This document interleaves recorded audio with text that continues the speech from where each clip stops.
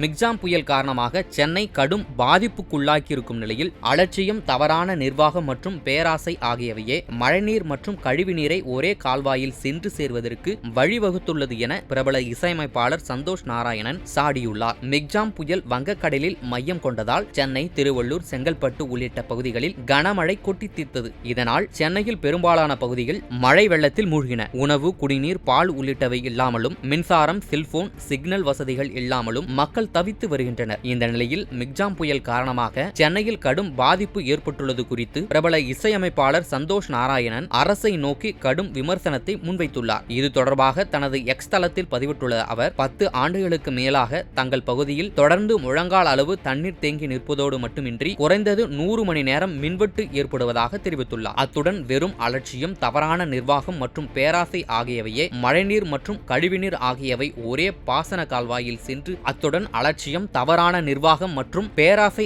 ஆகியவையே மழைநீர் மற்றும் கழிவுநீர் ஆகியவை ஒரே பாசன கால்வாயில் சென்று சேர்வதற்கு வழிவகுத்துள்ளதாக சாடியுள்ள சந்தோஷ் நாராயணன், வெள்ளம் ஒவ்வொரு முறையும் தங்கள் குடியிருப்புகளை தாக்குவதாக தெரிவித்திருக்கிறார். இந்த நேரத்தில் ஏதேனும் நோய் அல்லது மருத்துவ அவசர நிலை ஏற்பட்டால் அது மரணத்தில் முடிவதாக தனது எக்ஸ் பக்கத்தில் குறிப்பிட்டிருக்கும் அவர், மீட்பு மற்றும் பிற முக்கியமான தேவைகளுக்கு முடிந்த அனைத்தையும் மக்களுக்கு செய்து வருவதாக கூறியிருக்கிறார்.